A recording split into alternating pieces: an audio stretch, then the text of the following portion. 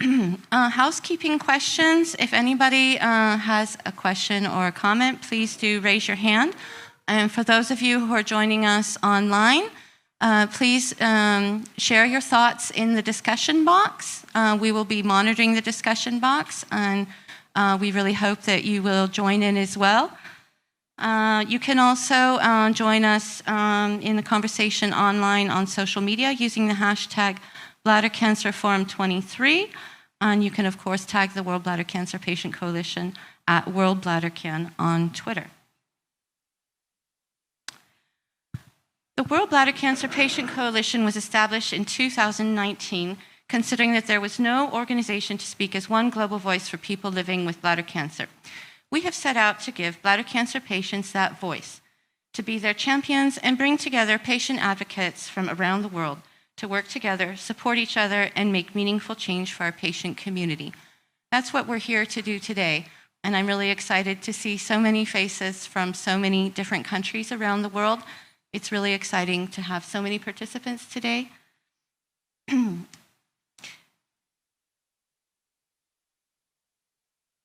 Our vision as an organization is a world without bladder cancer.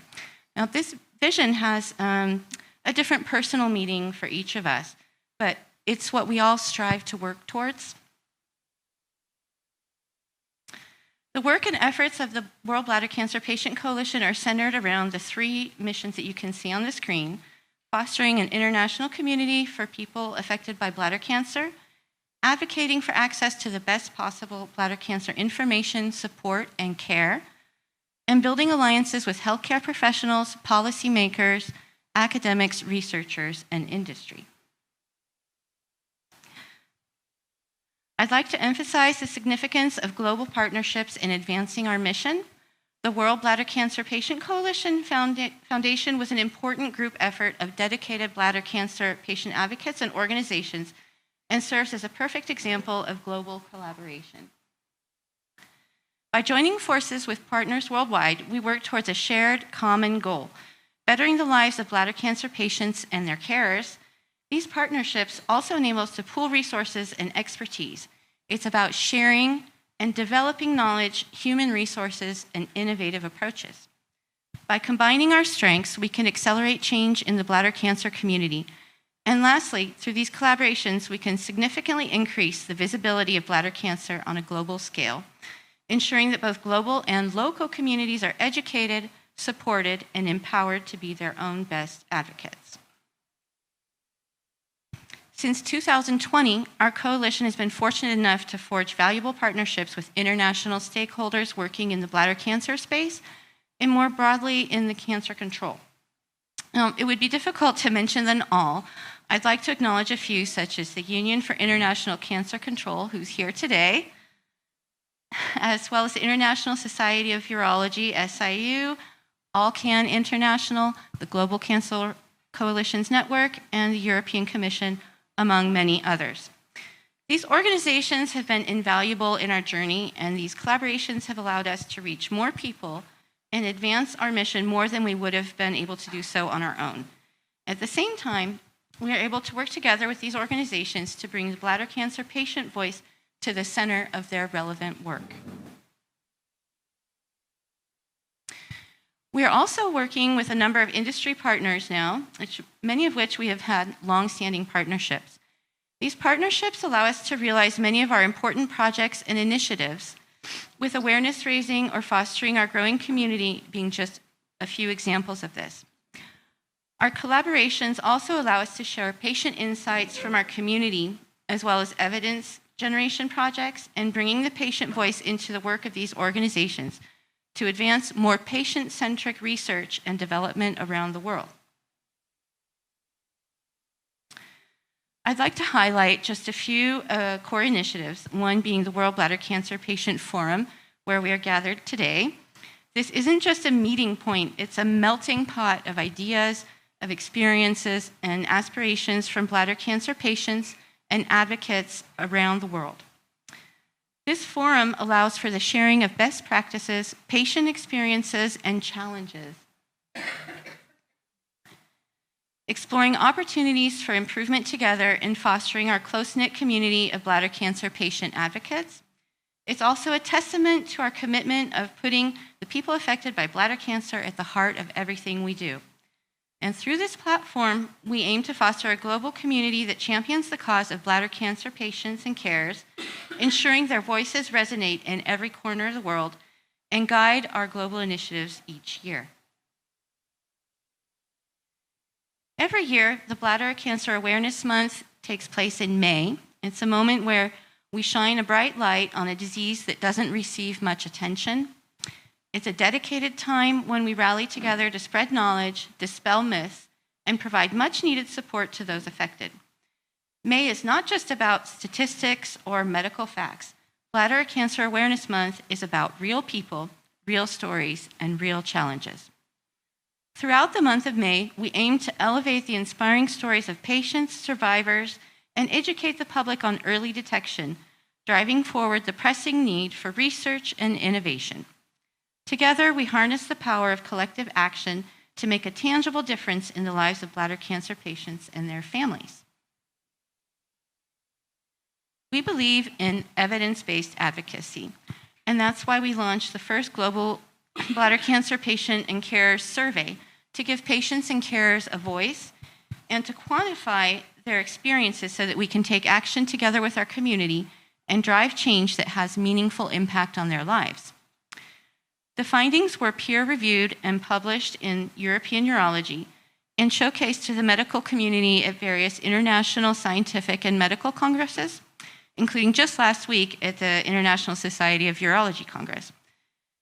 The findings report is available online on our website, and today we'll have a presentation from Michelle Calero, who will delve into detail in the area of supportive and complementary care needs. This will set the scene for our panel discussion in the afternoon.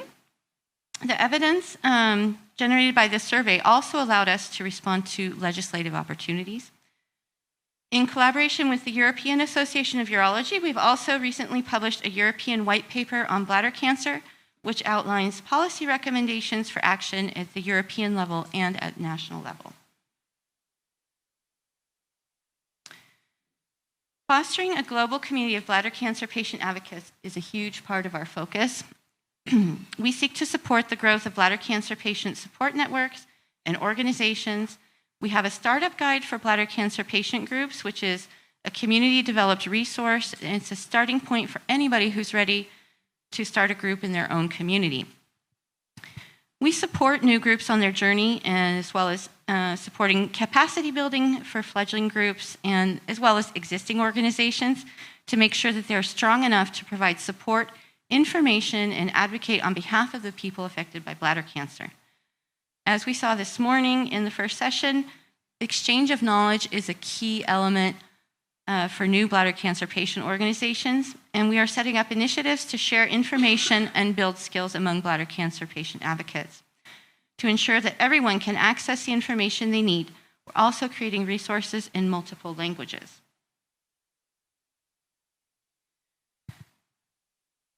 Working together, we want to value every patient, advocate, organization, and professional, and we'd like to invite you to work together with us.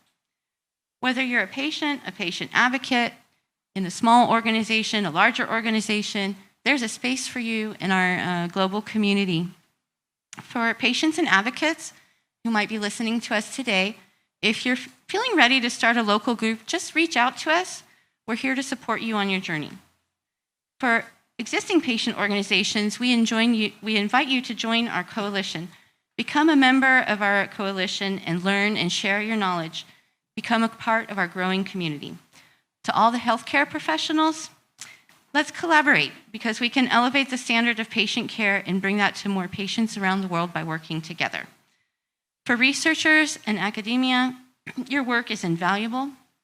Partner with us to incorporate the patient's voice into your research. And to industry, we believe in collaborative growth, support our efforts, and let's discover ways to continue growing. So now I'd like to introduce the next speaker to you. Her name is Dina Battle from Germany. She is the president and co-founder of KC Cure. Dina is going to be talking to us this afternoon about her journey with KC Cure and how the patient community can really help drive positive change in clinical practice and patient care. Thank you very much.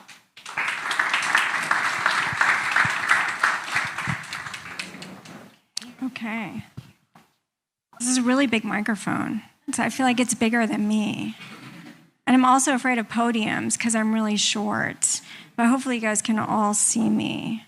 Also, I do live in Germany, but I am an American, so that might explain why my accent sounds like this, and also why I don't speak German very well. But we run a global community, so I'll be talking about patients everywhere. Let me see if I can get this to work. Okay, so today I'm going to be talking about patients as partners, unlocking patient advocacy to improve clinical practice and patient care. So how do we unlock patient advocacy? My very simple formula involves two very simple keys: listening to patients and talking to doctors. Of course, neither one of those things is really that simple at all. But every day, doctors talk to patients as part of their clinical practice. They're interacting and engaging with them. And as advocates, we need to be doing the same thing. And the most expedient way for us to do that today, in my opinion, is to build thriving patient communities. Not only is it good advocacy, it's also what patients want. This is from a survey that was done in 2019. 80% of cancer patients said that they were connecting with their peers on social media. Almost half of them started a new social media account as a result of their diagnosis. Any idea that social media is only reaching a small demographic is outdated. And this is really where we need to be thinking about reaching patients. So, as you think about building a community, the first thing you want to think about, I think, is a platform consideration. Where do you want your community to be located? And there's a couple of different options. The most obvious one that we know about: existing social media networks, Facebook, WhatsApp. But there's also patient-specific community platforms. These are companies that people can partner with to establish a patient community. And you can also custom build your own patient community. I'll tell you from our experience, we use Facebook. We use it for now. I think this is something that's always evolving. But the reasons that we use Facebook: one, it has the highest reach. It's just where most patients are. It's the largest social network available. But right now, it's free to our organization to use it. The ease of technology, everybody knows how to use it because they're using it for other things. For the most part, we have content control within our group, so we can decide what's being posted and what's being shared. We can set our own rules. And we also have access to metrics, and that's something that I think is really important. There's very obvious cons to Facebook. There's privacy issues, and there's sort of some platform instability that always makes us wonder, will we need to pivot to something else at some point? But for now, this is what we're using. And as you think about creating your own community, think about those metrics that are important to you. So there's a couple different metrics that you can use to determine whether your group is thriving and growing. The most obvious first metric is growth. How many people are coming into your community every day, every week, keeping track of that. But just having a growing community itself doesn't really mean that it will be thriving. As people come in, they need to remain active. Are they engaging with other members? If someone new comes into the community and posts, how many responses are they going to get? All of these things together are important metrics to really gauge how thriving your community is. So there's a couple characteristics. There's some research out there about what makes communities work and what makes them not work. And interestingly enough, Communities that are too hierarchical, if people don't feel like they're equal, it reduces engagement. There's research showing that involving doctors in communities, which as advocates you would think, wow, that's a great idea, but it actually makes patients less likely to engage because they might not feel like can really be candid, or they might feel like their question is stupid. When everyone is equal, people are more likely to share and interact with each other. And sort of along the same lines, over-moderating groups. Anyone who's been on social media knows how annoying it is when people tell you what you're allowed to say and what you're not allowed to say.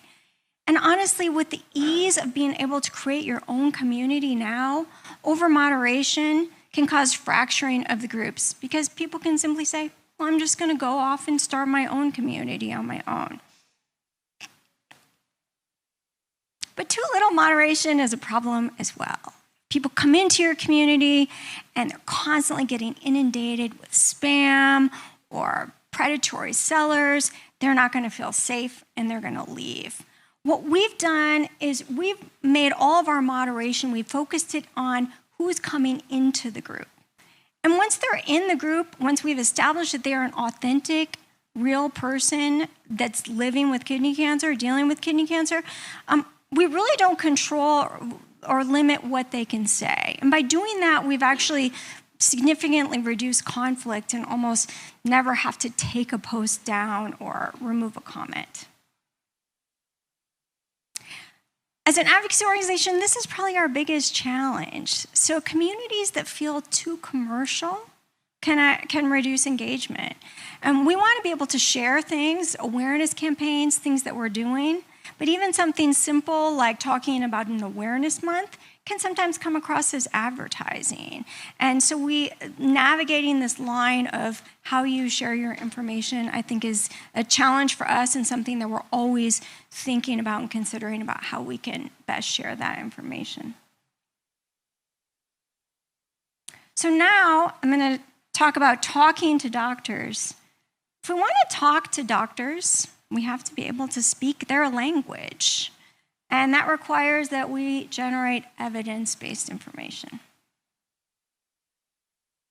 So the first thing that we can do with communities is identify qualitative data. And when I say qualitative, we're really just talking about patterns and watching for things, observations, insights that are coming into that you're seeing over and over again in your communities. You can also use tools like topics, hashtags, and tracking the most common topics, the most engaged topics. We also use keyword tracking as a very useful tool in our community to sort of, see what kind of, are there certain issues that we might want to delve into further. And from there, you want to think about generating real quantitative data. And there's simple ways that you can do this. Patient registries, obviously, you can have big, expensive, grand patient registries, but a simple database, just knowing where all of your patients are from, knowing what stage of disease they have, just knowing basic demographics, that's real usable data. So there are very simple ways to generate meaningful quantitative data. Survey creation, we use this tool a lot, and it does take a little more work, but it's very doable. And once you have a community, you have an audience that's willing to interact and engage. And then we've also used quantitative text analysis. This does require bringing in an expert, but people can actually take open-ended text and look for patterns and different indications that they see in that open text, and we've done that and used that to generate journal publications. So from there, now you want to think about publishing and presenting. A simple thing to do is just to put out a report on your website or put together slides that you can share with other stakeholders. It doesn't have to be, the New England Journal of Medicine. This is the type of sharing that we can do that is meaningful. Conference submissions is a place where we've had a lot of success being able to submit abstracts and have poster presentations. And then, of course, we have done journal publications as well. It takes a lot more work. It requires a team of doctors to work with, but it's definitely something that we've been able to accomplish. So I'm just going to kind of walk through a case example of how we've used this and how I think others might be able to use this method. So a couple years ago, we had multiple new combination treatments approved in kidney cancer. And we sort of noticed higher rates of oral treatment discontinuation in patients who were getting combination therapy. We wanted to delve into that a little further. So we developed a survey to assess, one, patient perspectives about getting these new treatments and what factors were most important to them. We also had a question bank that was very specifically related to treatment disruptions and discontinuations. So we had 1,000 patients participate. We found that patients ranked complete response and duration of response as the most important factors when thinking about therapy. It's not really that surprising. The efficacy is the most important thing, but it did surprise some people. But really interesting, we didn't find that discontinuation rates were higher. They actually were very similar to what was seen in the trials for those drugs. So this was an opportunity for us to sort of see something that we thought was an issue, but then use quantitative data to actually have a real answer. And that was really informative for us in thinking about our own advocacy. So we did create, a report. We shared that information with doctors and other stakeholders, and we used the information internally.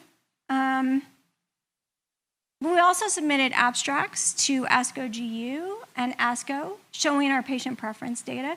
We had 4 abstracts accepted at ASCO GU and 1 at ASCO in Chicago. But most importantly, this is Dr. David Braun, a medical oncologist at Yale, and this is him citing K-Secure data. And this is really sort of the culmination of what we want. We want to see that doctors are not just walking by our poster and saying, oh, great job, patient advocate, but they're actually really listening to what we have to say, and it's informing and changing and improving clinical care. And this data is actually going to be presented again by Dr. Lisa Pickering tomorrow at ESMO. So obviously, this example, I just walked through this quickly to make it seem like it was very simple. It is a lot of work, but I definitely think it's something that is very achievable and doesn't require significant resources. So I hope this is instructive and helpful for you as you think about your own advocacy efforts. Thank you.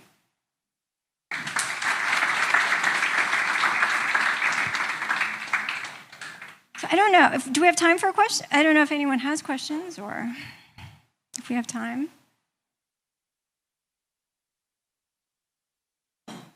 Oh, I told everyone to be nice to me. Petros, hello. I know. Hello, Petros. Wonderful to see everybody. Fantastic to be here, and thanks for inviting me. Tina, always inspiration to see you and everybody else, in this mission. It's very, very important to listen to patients, of course. In the surveys you saw those examples, so important. My question is, going a step backward, for us, clinical investigators, clinical trialists, we always design trials, we put our minds. How about having the patient voice helping us define the question in a clinical trial, or even doing work in the bench, in the lab, right? What is an important thing? So any comments on how we can partner together to define a priori questions that we need to ask in clinical trials? Thank you so much. Yeah, for sure. And thank you, Petros, for all that you do. So honestly, my biggest concern and problems right now with how patients are brought into clinical trial development and research at all is that it's still a very check-the-box exercise, and it's really not evidence-based. I'll review a trial and I'll share information from surveys that we have, and I'll have doctors come back to me and say, well, you know what? We talked to 3 of our patient advocates and they said they loved it. So we're all good now. And I think we have to take patient advocacy and we have to elevate it to the same, evidence-based information that's required in medicine, we have to do the same thing at the patient level. So I think it's crucial that we bring in the patient voice, but I really think we have to move away from this sort of individual, this is how I feel, and really look at the bigger picture, yeah.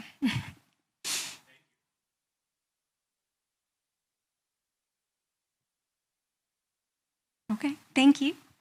Thank you so much.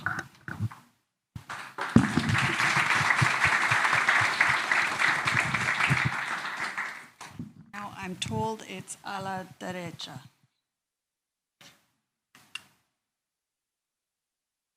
No.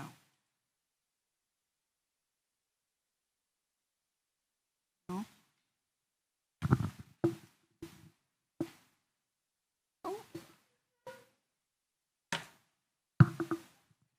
Okay, so I can see it there, but not on here.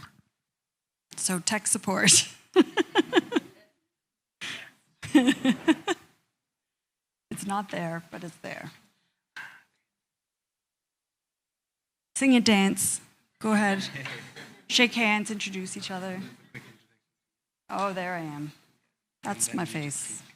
Right. Okay, right. So I'm Michelle Calero, Executive Director of Bladder Cancer Canada. I am not always great at public speaking, but I promise I will not picture you naked. So not to worry. So I have been in the bladder cancer space for a few years now, but I also do have a personal connection to bladder cancer. I am a proud Canadian Italian, and my father and grandfather came over from Italy to Canada and started what most Italians, I can say that because I am, do is start a dry cleaning business. And unfortunately, my grandfather contracted bladder cancer. So we cared for him growing up. So from 15 years old until he passed away, I cared for him. So I kind of have this passion for the organization and for the space. So that's a little bit about me. I do not sing and dance, but perhaps with a bottle of wine, maybe. So, right, all things considered. So today I'll be speaking about our patient survey, which I'm sure you've all read in detail, and I will test you later. It was so comprehensive and really exciting to be a small part of the survey. So I'll be specifically speaking to 3.3, which is the supportive and complementary care needs.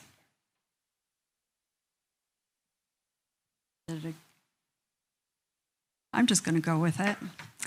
Okay, as I said, I'll focus on the findings on the topic of supportive and complementary care to set the scene for the panel discussion that we will have afterwards. I also feel this is a right-handed computer for a left-handed person. So, I'd like to underscore the significance of understanding the bladder cancer patient experience on a global scale. We embarked on what, to our knowledge, can be considered one of the most extensive international analysis of bladder cancer patient and carer experiences. Our survey covered the entire journey of a bladder cancer patient, starting from the very first awareness of the disease, progressing to diagnosis, treatment, post-treatment care, the follow-up, and importantly, life after bladder cancer. Our study also extends to a carer questionnaire, providing insights from those who provide the support for patients, often family, in my case definitely, or loved ones. The survey was open to everyone, available in 11 languages, gathered almost 1,200 responses from 45 countries, addressing 65 questions. That's awesome.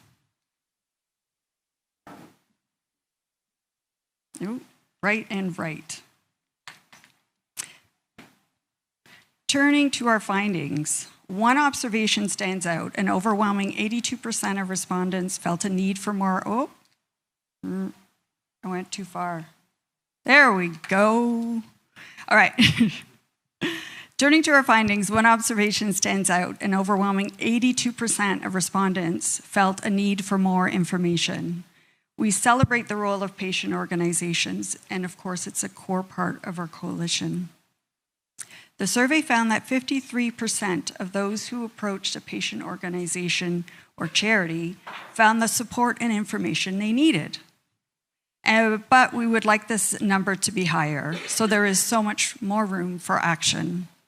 When looking at areas lacking support, 64% couldn't secure the necessary assistance concerning financial or employment challenges post-diagnosis.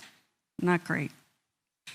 In terms of overall support, it is heartwarming to see that 87% felt supported by nurses and other healthcare professionals. However, when looking into more specific areas of need, a contrasting 56% said they did not receive enough emotional support to cope with their diagnosis. This sentiment is encapsulated by one patient's quote, "I sought out my own help and support. Very little to none was offered at my hospital." This serves as a stark reminder of the gaps in our current healthcare system, emphasizing the need for a more patient-centric approach in everything that we do. Oh, I might be on track. Awesome. Driving straight into the numbers, a staggering 64% highlighted challenges found around financial and employment matters. This isn't just about money. It's about the stability, confidence, and peace of mind that comes with it. When you're battling a health issue, these are the pillars you rely on and lean on. Then we see a significant 61% who felt unsupported regarding their self-image. Health challenges can change how we perceive ourselves, and the lack of resources in this area underscores the depth of an unmet need. Moreover, a substantial 63% voiced a need for guidance on alternative or complementary therapies. This shows that our patients are looking beyond the conventional, seeking holistic and integrative avenues that can support their care experience. Now, a glance at the chart reveals a few areas where patients felt the lack of support most, beyond the ones I have already mentioned. A concerning 60% felt unsupported in matters of sexual function and relationships, and depression and anxiety, 55%. Ooh, I got so ahead of myself.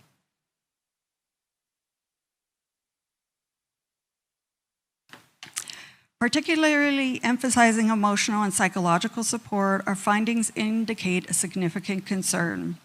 While a staggering 91% of patients expressed the need for emotional support, 58% revealed they were not offered any. Further emphasizing this gap, 30% stated they needed the support but did not receive it. More than half of patients, 55%, found themselves unable to access support specifically for depression or anxiety. The personal testimonials from patients paints a vivid picture. One patient shared the absence of adequate post-operative care, stating it was the support of their patient association that made moving forward possible. Another acknowledged the invaluable resource of a counselor during their treatment journey.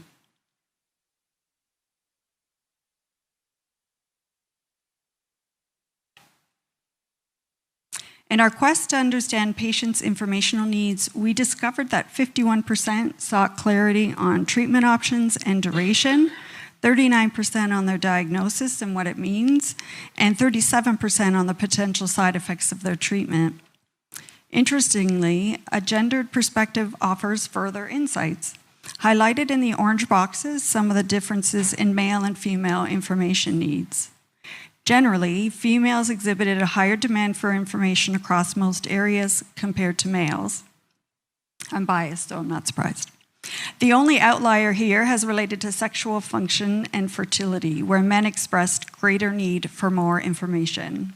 In the area of psychological support and counseling, 32% of females needed more information and support compared to 19% of males. This data suggests a tailored approach might benefit patients based on their unique needs. The role of peer support groups and charities is undeniable. But did you know that 73% of our respondents were initially unaware of these life-saving resources?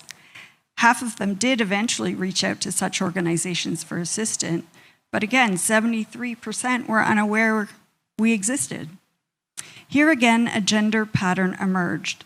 55% females compared to 47% males approached these groups. Moreover, the stage of their cancer also played a role in this outreach.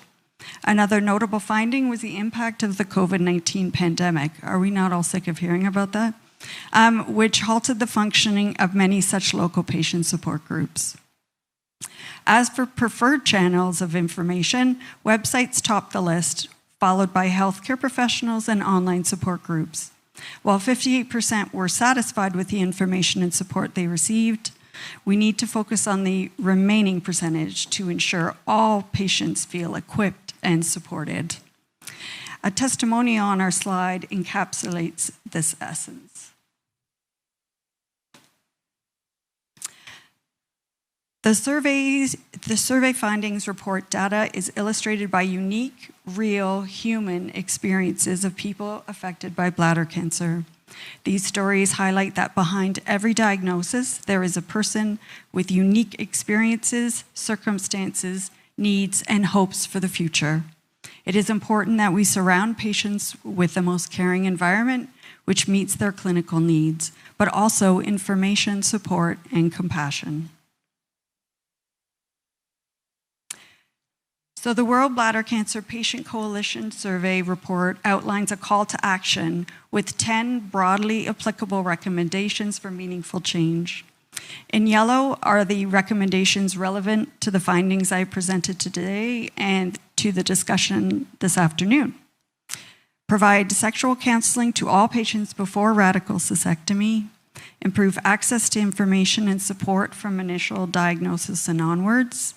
Improve awareness of and access to patient support groups, improve access to emotional support services for patients and carers, and offer greater financial protection to patients, especially those under 55, and carers to avoid severe financial toxicity.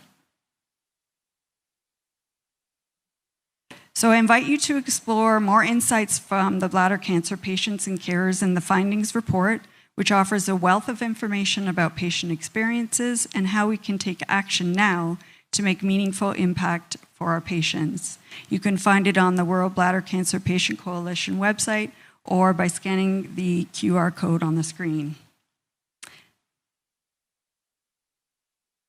Thank you. And now to Lydia.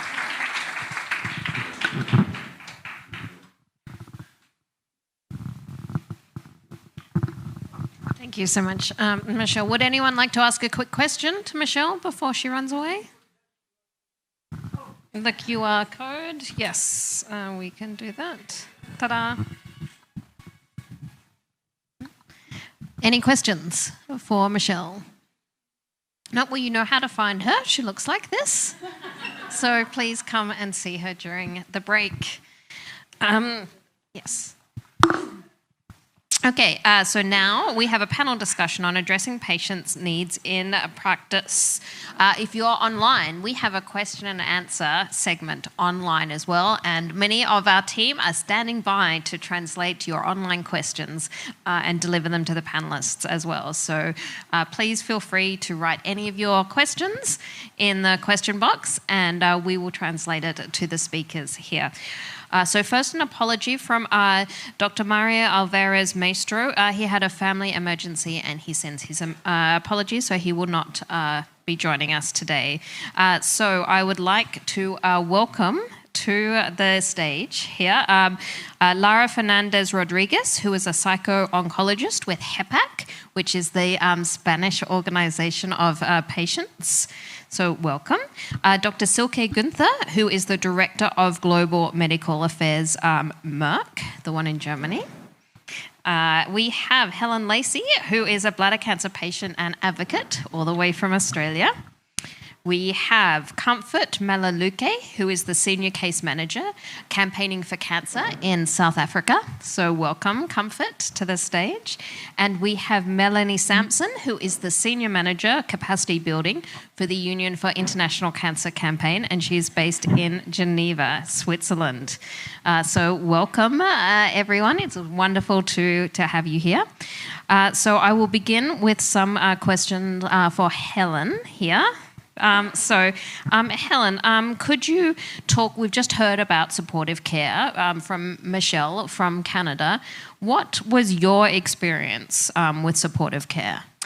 Well, I was diagnosed after I went to see my GP, a general practitioner, for perimenopause. I was having hot flushes, I was crying for no reason, and I was basically looking for some treatment for perimenopause. When I got to the GP, it was a new doctor. I'd never seen her before, and she asked questions. She asked me what I'd been exhibiting, and I happened to mention what I thought was spotting. And she said, well, before we launch into any sort of discussion around HRT, let's do some Which is hormone replacement therapy. Hormone replacement therapy. So we did some tests, and very quickly from that, they found a tumour at the top of my bladder. So from there, it progressed quite quickly from a cystoscopy through to seeing a urologist, and he basically said my bladder had to come out. So there wasn't a lot of discussion around what needed to be done. So I had very little time to prepare, launched into chemotherapy. Chemotherapy failed, and within the space of 3 months, I had my bladder removed, I had my belly button removed, I had a full hysterectomy, and I was on the path to recovery. So for me, there wasn't any discussion around any extra sort of support. It was all around the medical. I was very lucky to have access to an employee assistance program through work. So I was able to actually speak to a counsellor, and I actually spoke to them more about my parents who were elderly and failing. And at the end of the session, I said, by the way, I've been diagnosed with bladder cancer. So I had the access myself, but I had to basically utilise my own resources. And did any peer support organisations or charities or patient support organisations help you in your journey? No. I knew about the Cancer Council, but I didn't even think to call them about my own experience. I did get online, and I found a support group on Facebook, but that was basically towards the end of my treatment plan. And so now you volunteer for 2 charities and you're a patient advocate. What do those charities do to help new patients in terms of supportive care? Yeah, absolutely. I found my bladder cancer families, I should say.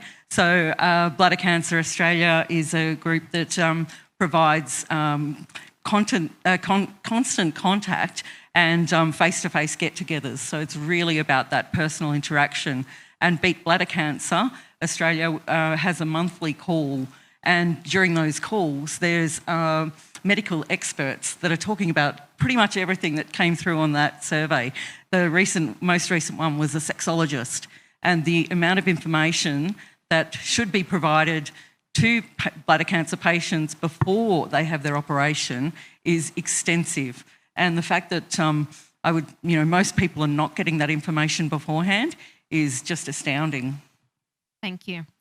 So moving on to Spain now. So Lara, the Spanish Coalition of Cancer Patients acts to help patients diagnosed with cancer, all types of cancer, especially their supportive care needs.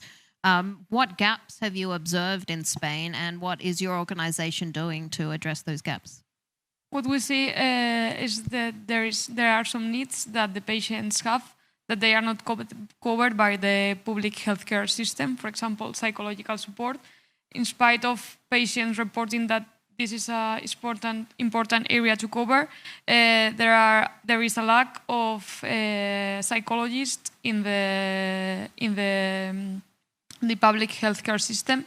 So for example, through the associations, we try to cover these gaps, offering them this kind of attention with a less waiting list, with a less delay. For example, because other thing that we can see in the public healthcare system is that as there are a lack of psychologists, patients needs a lot of time to get referred to the psychologist, and then their appointments are too far from one to another, to the next one. Sorry. So we try to cover this gap with offering a closer aid and also easier. We work with patients all over Spain. And also we try to cover some other needs, like for example, nutritional support or support referring to physical activity. So basically we try to cover all the needs that they can have, that they don't have covered by other services. And also we try to make visible some problems, like for example, the delay in the approbation of some treatments. And in GEPAC now we are working with a project called Cáncer Cuestión de Estado, through which we want to call for improvement in the time of approbation of some treatments, and also to improve the quality in access to some of them, because here in Spain there are some differences between one regions and others. Thank you. Could you tell me more about the work you do on nutrition and physical activity? Yeah, in GEPAC we try we offer the patients physical activity lessons, actually Pilates and yoga, and we also try to, if they have some nutritional aid, we try to put them in contact with some professionals that can help them to solve their doubts, and also to have this follow-up in their nutritional needs. Thank you. Now moving on to Melanie from the Union for International Cancer Control. One of the wonderful things that your union does is you have many members in low and middle income countries as well as in high income countries, and sometimes we think that patient support groups and patient advocacy can only happen in high-income countries, but we know that's not the case. So can you talk about some of the solutions that you've seen by your members in low and middle-income countries to improve supportive care and to improve peer support? Thank you so much, Lydia. And really, so UICC's Union for International Cancer Control, we have 1,200 members worldwide in all settings. It goes from the big coalitions, patient coalitions, to a very grassroots patient group in Burkina Faso, for example. So we have an umbrella view, helicopter view of the richness, the entrepreneurship of really all patient groups worldwide, and really types of solutions. First, I was like, congratulations on the survey. I've been like really advocating for data for advocacy, engaging patients themselves in collecting the data for a long time, and this is kind of results that really can drive change. And for example, in Indonesia, I worked a lot with a patient group in collaborating, and one of the solutions is partnership with academia in order to conduct really this kind of implementation research. That's a big word, but basically it's collecting data to inform policies. Because when you are the data driver, when you can, particularly in settings where there is no data, you can make a difference. You speak as a patient expert on the patient journey in your setting, and there is not one like best position that a patient themselves to see what are the barriers that are on the journey. So definitely one solution is to engage into data for advocacy. And then it builds also health literacy of patients themselves. And then a very useful one is legal literacy. Because how to make a difference, then I think the call for action is wonderful. And then how can you translate it into policies? And how can you, like, as patient, be really engaged in policy making? And this is one of the big momentum now with WHO. And the WHO just launched a few months ago, the WHO framework for the meaningful engagement of people living with NCDs. It's now for patients to make it like their own and to make it happen. So that's one solution. There are many solutions. Thank you, Melanie. So we have people in this room from low and middle income countries, and we also have people online. Speaking to them, also speaking to the World Bladder Cancer Patient Coalition, how can the World Bladder Cancer Patient Coalition and our friends and members in low and middle income countries, how can we work with the Union for International Cancer Control to work together to help people affected by cancer? So there is great value in sharing experience, and it could be both ways. And have like so many. So we have a program. It's called the Patient Group Mentoring Program. Really working as. Could you repeat that? Patient Group Mentoring Program. It's a regional program. We work with like small cohorts of patient groups. It works as I would like say support group of support groups, or sometimes I say navigation programs for patient groups. So Asia Pacific, Eastern Mediterranean region, and now we're launching in Africa a patient group mentoring program. And it's very much, I say, learning from each other. There is here, and I think this is where we can definitely work together, and UICC is a platform. So you can use us to be connected with other groups and sharing experience. Don't reinvent the wheel. That sometimes in Indonesia, they might have a good experience on doing something that you can learn from them. This morning, I heard also a toolkit on how to create step-by-step an organization. And this is something I hear from every setting, and could be also high-income setting, a small patient group from a high-income setting. So I think here it's a community of interest of all patient groups, and we could like share learning is really what could be happening. We are launching at UICC what we call a community of practice. It's called UICC Connect, where all our members can share tips and really like doing like a peer support group, and how to build your organization. Also, we're just launching a master course on organizational training, and how to build good partnerships is one of them. So. Thank you. Lots of wonderful ideas and connections. Then, Silke, could you talk about embracing carers, please? Of course. And first of all, thank you very much to the coalition for inviting me here today. It's a big honor for me as a pharmaceutical industry representative, but also as a medical doctor by training with a passion for patients. And I would maybe like to shift the attention from patients to carers, because carers play such an important role in the treatment of cancer patients in particular. And I'm quite proud to say that in our company, the company that I work for at Merck, we have launched a global program or initiative already in 2017, as you mentioned, the Embracing Carers program, which covers a number of more than 60 individual projects now that we have supported under this framework, programs in various countries. We are, for example, supporting the Euro Carers program and their annual Carer Day. But we also supported the Global State of Care report, which was the basis for many other projects.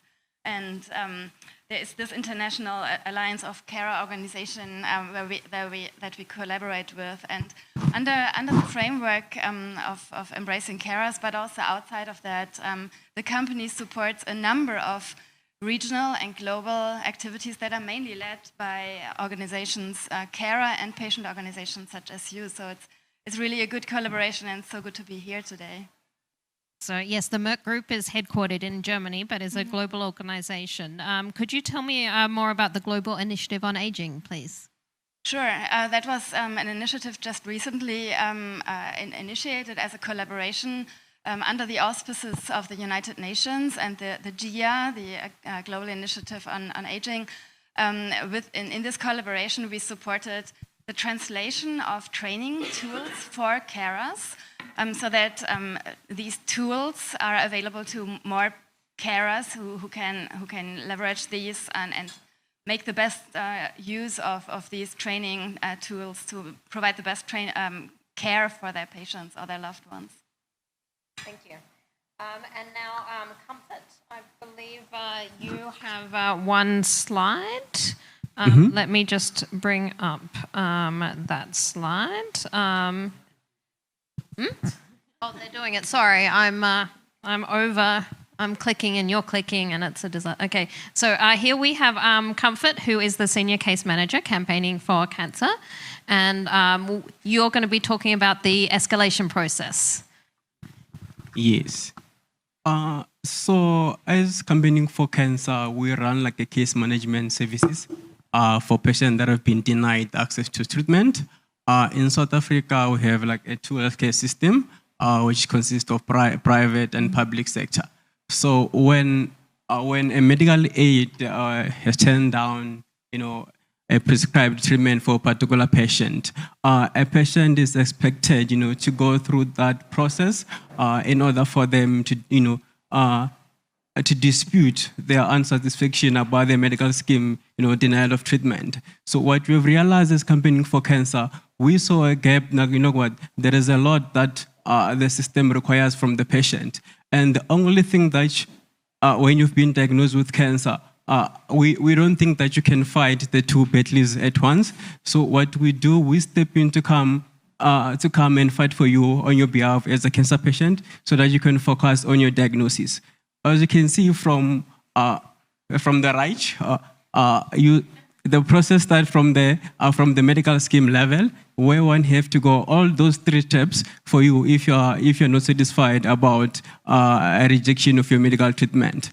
And once you have exhausted that, and then you can move over to B, which happen at the regulator's level, where you can register a complaint. And then the first one is a little bit easier on the regulator side. But the second and the third one is more legal, where patients are being required to do the heads of argument, go and put forward oral submission. And by the time you're just a cancer patient. So we come in as a patient advocate to come and do all that work on behalf of patient. We argue against lawyers on behalf of the patient, so they can only focus on their diagnosis, not to fight for themselves to get access to treatment. Thank you, Comfort. Now, I have lots of questions for all the speakers, but this is a global forum. So if you've got any questions online, please put them in the question and answer box on your computer and we can ask them. Now, if anyone, you can start thinking about your questions here. So please feel free to raise your hand at any stage and ask questions. So I will begin, but at any stage, please feel free, online or in the room, please just raise your hand. We have lots of microphones and we would love to hear your questions. We've got world experts here. So we've got the highest concentration of bladder cancer advocacy in the entire world right now in this room, so don't miss your opportunity. First of all, Helen, if you met someone who had just who was living with cancer, bladder cancer, or had a family member, and they said, I'm in a country that doesn't have a bladder cancer support group and I want to start one up, what would you say to them? I would absolutely, I feel like I'm a contestant. I would absolutely direct them to the World Bladder Cancer Patient Coalition's website, because there is already a framework that can assist them, and realistically, whilst a framework might exist, applying that can be very difficult. So again, WBC would be able to hook them up with someone who's already established a support group in another country. And I think the more we build our networks and the more sessions that we have like this, getting together, the more people will realise that there is always help. There's always someone that they can turn to pull together what they need to. Thank you, Helen. And Lara, if you had a time machine and if you could go back to your very first day at HEPAC, when you were just starting to doing the beginning of the work to offer supportive care for people affected by cancer in Spain, what would you, with your time machine and your microphone, what advice would you give yourself on that first day that you think would have helped you? I would say that usually we are in a hurry and we don't really pay attention to what the patient needs. So I will say the past Lara to just every time she has a contact with a patient, try to stop and realize of what he or she really saying, and trying to don't think for him or for her, just ask her or him to what are their needs, and try to listen widely about what is he suffering. Or Thank you. Just to give you some warning, I'm going to ask some people in the audience for questions. So I'm going to ask Matt Worrell for a question in a few minutes. So be prepared. I'm going to ask Petros for a question as well. And I'm going to ask Melanie for a question as well. So if you want to save them, then you can also ask a question if that is something that you would like. Okay, so now I have a question for Melanie here. So what are the main challenges in low and middle income countries when you look at your members in low and middle income countries? What is a similar challenge that is faced by many of us living in those countries? So firstly, we really work across all cancers. And speaking of patient groups themselves, so first of all, it's all to create a patient group, and organizational skills are really something in the sense that it could be voluntarily or, really a doctor creating. So it's really fundraising might not be natural, and really organizational skills, sustainability of the organizations is key. In low-income settings, it's because this one is true for everyone, but it's really access to care. Universal health coverage might be an issue when, in addition, so access to treatment is out of pocket. Definitely, we could speak about the financial toxicity would be really strong. So one of the challenges is this one. And going back, so I'm a lawyer by training, and I always go back to the right to health, and really reflecting along this continuum from availability, access, acceptability, and quality of care. And this is definitely something I'm sure campaigning for cancers, this is really what you do, and really advocating for access is key, and access to the quality care along the continuum, and you have strategy in place is really, I think, inspiring also in low-income settings, or all they can really advocate thanks to data, thanks to engagement, and it's really something that they find solutions. Thank you. Okay, Matt, it's now time for your question. Thank you very much. Matt Worrell from Ferring Pharmaceuticals. I guess my question would be around the survey and the lack of support that was reported in that around people's self-image and emotional needs. And I guess I'd like to hear the panel's opinion on which member of the healthcare team, which healthcare professional most needs to upskill in supporting patients in that need.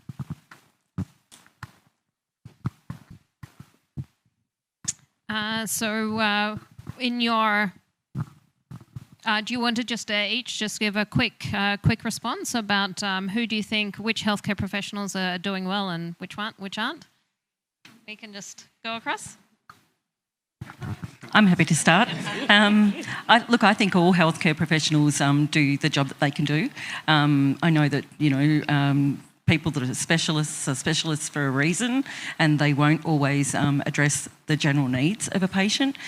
What I'd like to see is that from the entry point at the local doctor, general practitioner, is that they treat the patient as a person rather than a pathology, and that there is some way that they know that their question should always be, what do I need to know about you as a person to help plan your treatment? And it's really understanding their circumstances and the things that are most important to them. Thank you. Melanie? Also, no, just mentioning because Dana, you mentioned it, the patient as partner, and within the hospital you can have the partnership with patients that are really engaged in the care setting. It could make a difference across all really health professionals that are involved in the treatment, but also from the mental health or psychosocial accompaniment, which is essential to quality of care. Thank you. Lara, and then Comfort? Yeah, I think that, as she has said, we need to see the patient as a person and understand that cancer doesn't only affect the person physically, it affects emotionally, and it affects in different areas of the life of the person. For example, with their social relationships, work, spirituality. So I think that we need to see patients and persons, and in that way we can offer a more human support, and more complete. Comfort, and then Petros. Could you please repeat the question? So it's pretty much in your country. What sort of healthcare professionals? What do they do well, and what do they do not so well? Okay. Thank you very much. So well, in our experience, like we've realized through our project that some of the medical practitioners, like they don't do really well when it comes to letters of motivation that they send to the funder for a funder to decide on a particular treatment.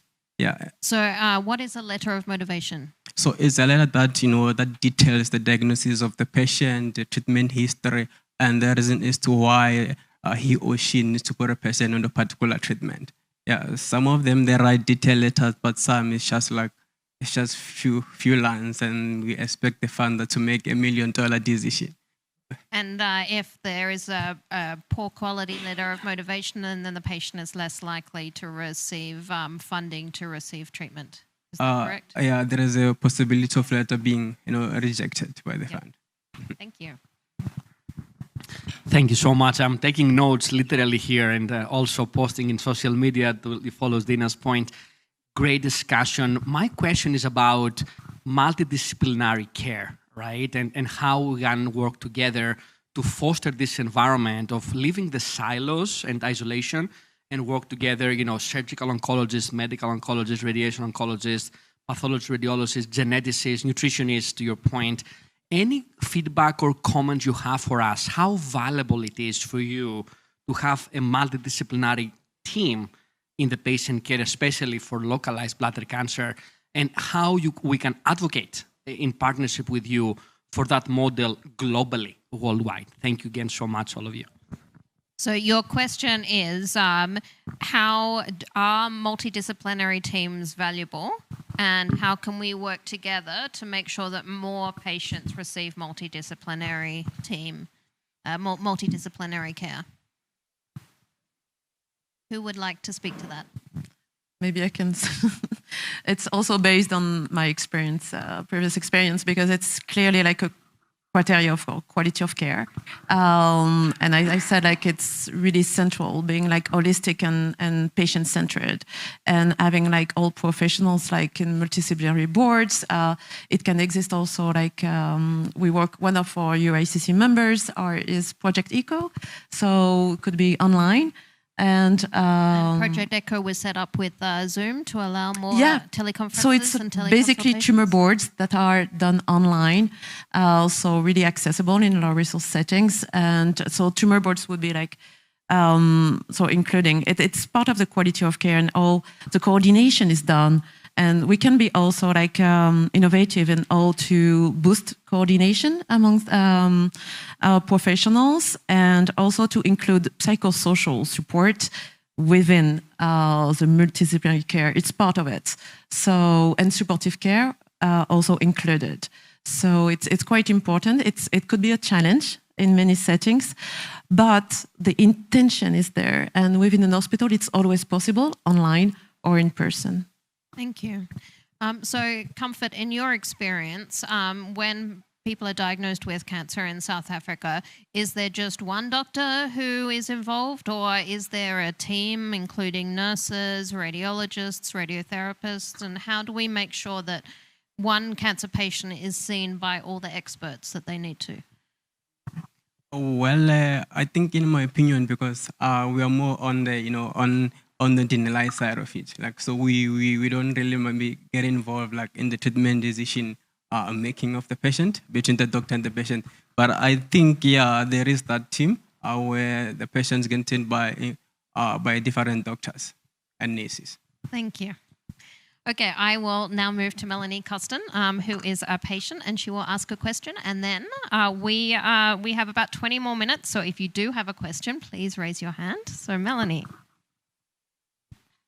Hi there. Following on from really the similar theme that you've been talking about. So, I've been talking about erectile dysfunction and vaginal shortening for about over a couple of years now, and as patients we're all pretty much agreed that it would be nice if we were spoken to before our surgeries. But, obviously there's healthcare professionals that this is one of their priorities too, but it's quite uncommon. So how do we get in after the MDT meeting and before the surgery? So what happens to the lady on the stage doesn't keep happening, because we don't want people finding out such really important information about the rest of their lives afterwards, because we're talking about it and we're all agreeing, but these pathways take a very long time to change.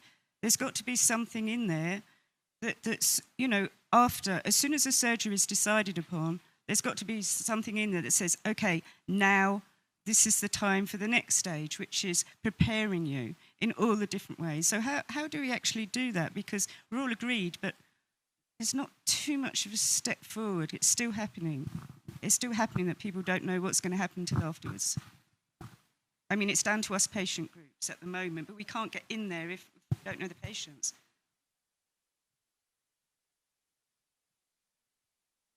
So who wants to talk about erectile dysfunction and vaginal shortening? Definitely not me.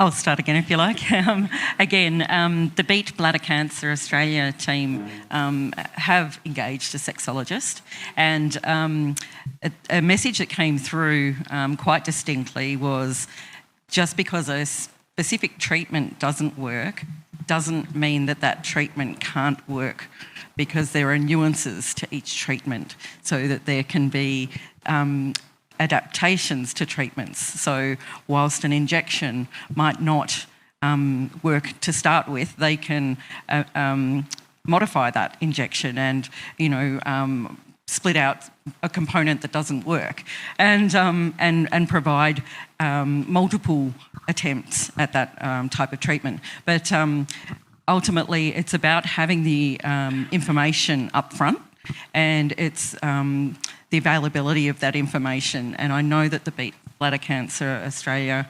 website has a list of questions that you can download before you go and see your medical professionals. And that can be included in terms of, if you're comfortable asking, use that question to ask. There's also a lot of resources on that website. Now, whether that resource could be utilised by international groups, or whether those international groups could reach out to that resource in Western Australia and find an aligned group internationally, that's possible as well. So from our morning session, talking about how we share that knowledge, having a central repository would certainly help, I think. Thank you, Helen. So now we've got some questions from online. So I invite Alex Felichevas to read out the questions from our online participants. Thank you, Lydia, and thank you, online participants, for sharing the questions. So I have a few. I'll start with this one and let you, Lydia, direct whom the question will be to.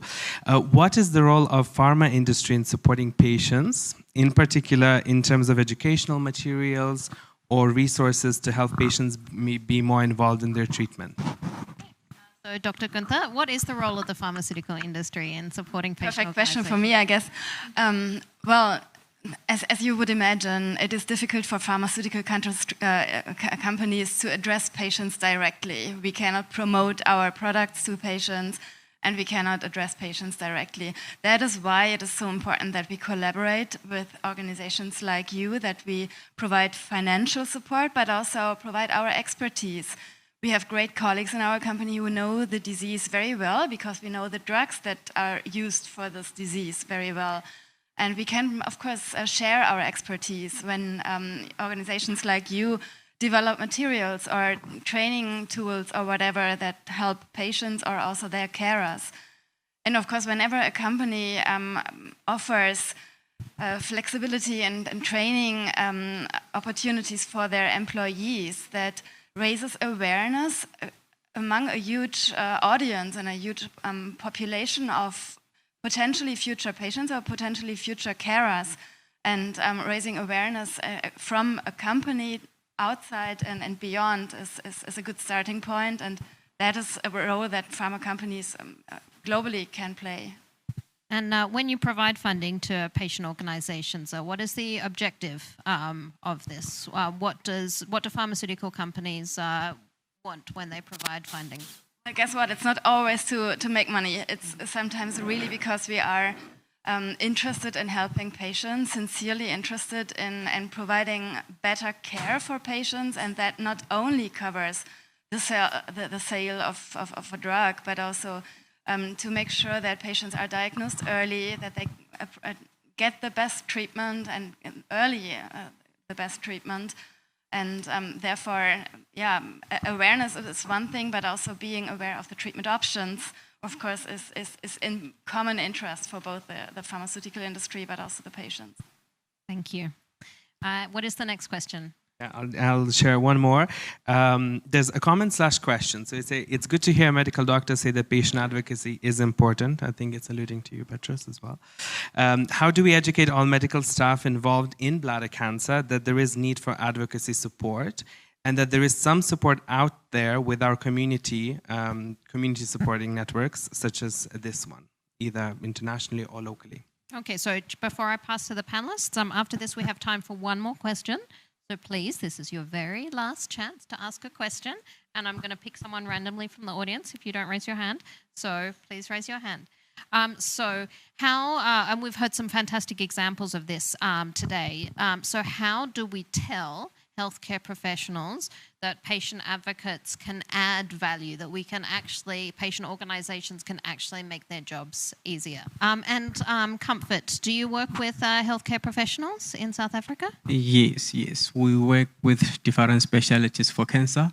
So what we do is that we do a sort of an authorizing workshop where we put them together in one room and explain to them the services that we offer for their patient where they've been denied access to treatment, and what they can do, whenever there is a decline for one of the patient.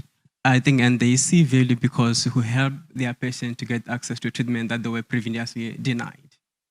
Thank you. Okay, so now I will ask our colleagues from India. Can you please ask a question, introduce yourself and ask a question to the panelists, please. Hi, this is Jyoti Patil Shah from VCare Foundation, India. VCare is in cancer care since last 30 years and deals with all cancer patients. So, I mean, I understand, that patient advocacy, patient advocates, patient navigators are such an important, they play such an important role in the overall patient journey. So, I mean, I know back home in India, we do have that. We do have patient navigators, we have advocates. So what's the scene at your end or in your countries? Yeah. So could you just summarize the question, please? So yes, see, patient advocates and patient navigators they play an important role. So wherever you are, in your patient organizations or in the hospital settings, how do you find the importance given to them or the patient organizations there? Maybe. Yes, Melanie. Just as an umbrella, sharing experience from the UICC community and the cancer community in general. Now there is a big push for participatory approaches, going very upstream in National Cancer Control Plan. When, and I take the example of the Philippines, when in the NICA, the National Integrated Care Act, it says patients should be involved in any decision made regarding their like engagement or impact on them.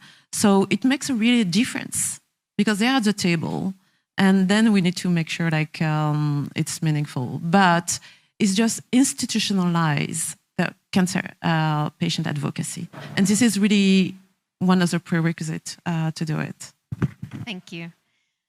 Comfort, when you tell people that you work for a cancer patient organisation, when you tell healthcare professionals, when you tell doctors, I'm a cancer patient advocate, I support cancer patients, what is the attitude of doctors towards organisations like Campaigning for Cancer? I think it's the positive one because now they are the one who are telling their own patient when there is a deadline, so like you have to go and contact Campaigning for Cancer. This organization do X, Y, and Z, so please make contact with them, then they will help you. Thank you. Yes? Thanks, Alex. Manjusha Chatterjee, AstraZeneca, but also quite a newbie to pharma. And my dear colleague Melanie is here, very passionate about the work that all of you are doing in terms of building that groundswell, particularly in low and middle income countries. I just wanted to go back to a point triggered by Melanie around patients needing to have a seat at the table. The survey talks very concretely about the abysmal lack of information available to patients at the time of diagnosis. So my question is really to everyone around what are some of the immediate concrete steps we need to be taking to acknowledge that shared decision-making is absolutely critical from a patient perspective, and what can we be doing as different stakeholders to ensure that we're operationalizing shared decision-making as common practice in clinical settings? Thank you. Yes, so how can we improve shared decision-making where both the doctor and the patient make the decision together on the best treatment for them? Lara? I think that for this thing, we need to educate, first of all, healthcare professionals, because some of them follow a really paternalistic model in which they say what the patient has to do, and this is not fair for the patient. So first of all, I think that we need to change the mindset sometimes, and also we need to educate the patient, because if the patient doesn't have the information he needs, he wouldn't feel comfortable taking decisions. So I think that we need to work in both ways. I feel that it's really important. Thank you. Silke, shared decision-making, how can we encourage shared decision-making?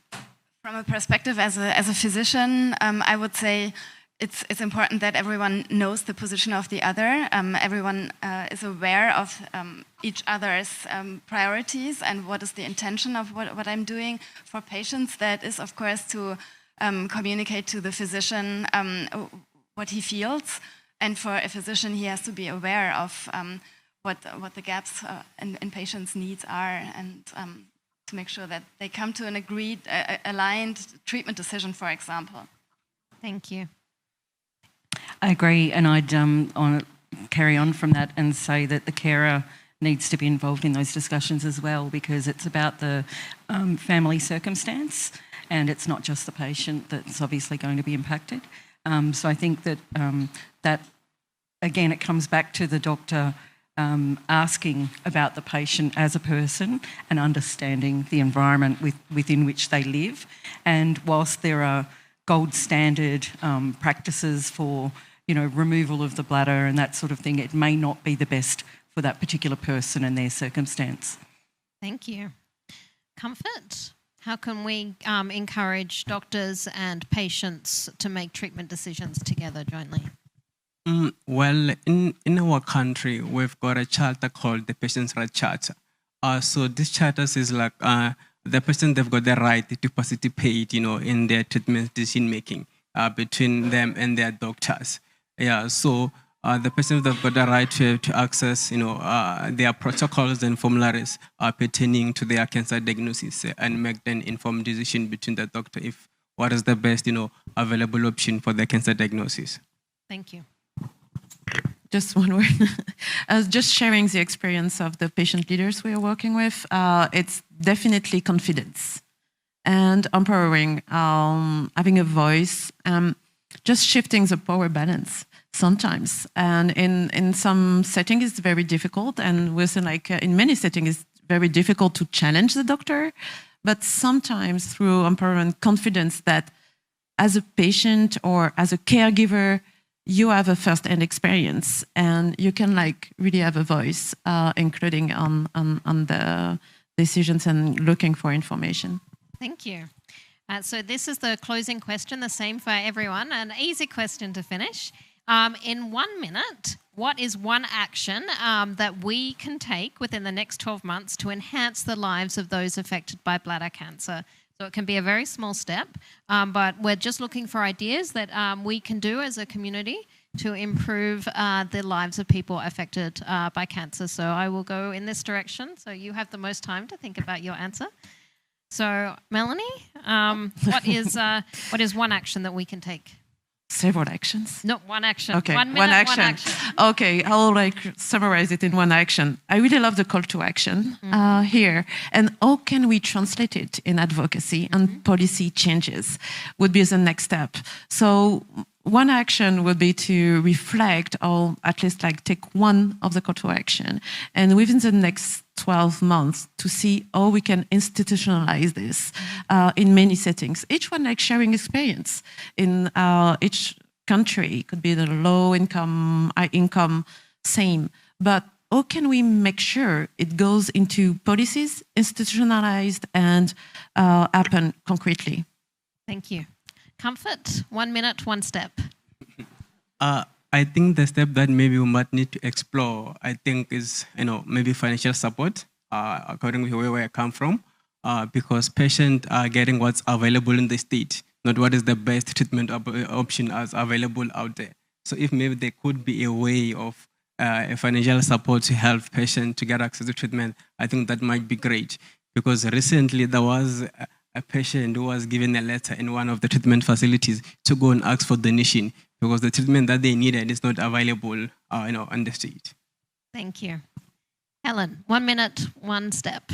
I would like a patient carry card, a wallet-sized carry card to be created, something that's available to patients in all countries, in all languages, and it's something that they can have on them when they're out doing their shopping, when they're travelling internationally, when they're anywhere where they're away from home, that they can use to say that I have a need to use a public facility, a bathroom, a restroom, basically just something that will make them feel a little bit more at ease to be able to get across the need to use a restroom quite quickly when needed. Thank you, Helen. Yes, I can see a lot of people nodding in the audience. Silke? Certainly staying in touch and further improve the mutual exchange between the pharmaceutical industry and the patient organization so that you tell us what the patients need, for example, when we design clinical trials. And we can certainly help with our, as I mentioned, expertise and also other support. But staying in touch and identifying common projects and common ideas, as was mentioned at the very beginning already, is certainly the best starting point. Thank you, Silke. Yes, I'm sure I speak for everyone in the room when we say we would love more patient representatives and patient organisations, not only advising on clinical trials, but being in the steering groups of clinical trials as well. So that is something that the pharmaceutical industry can take as a next step, is involve more patient organisations on their steering groups. Lara? I think I'm going to be quite practical, but I would suggest to create a kind of a screening tool that the very first specialist that the patient sees can use to identify what are the needs that this person has, not only physically but also emotionally or financially or socially, and use it from the very beginning to try to give the patient the best attention, the more complete one. Thank you so much. And thank you everyone in the room. So now, and everyone online for their questions as well, we have a 15-minute break. We've got coffee in the room here. So please, if there were any questions that you were perhaps too shy to ask, now you can come up and ask our very distinguished panelists, and we will return in 15 minutes. Thank you. Thank you.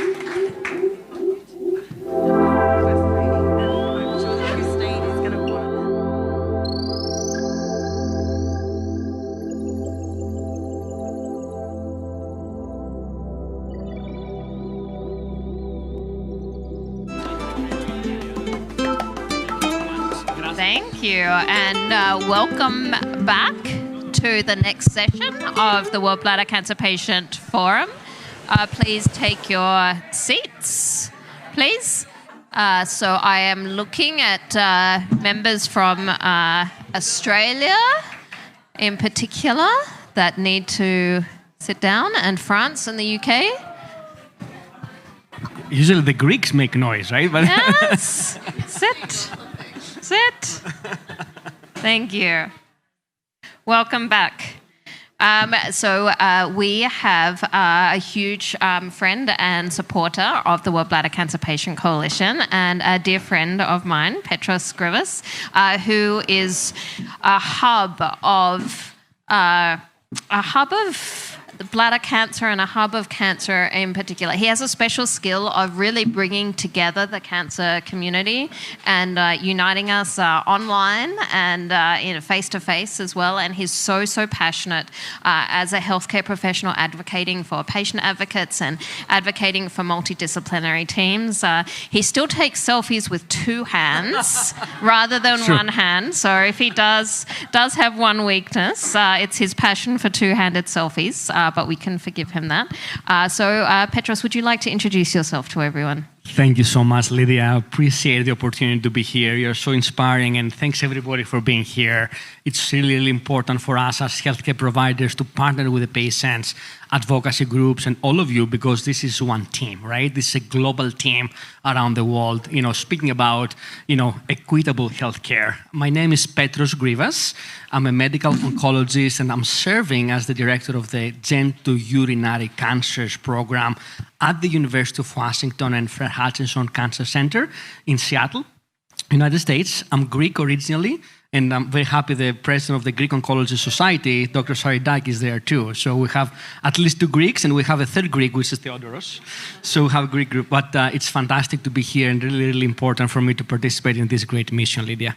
Thank you.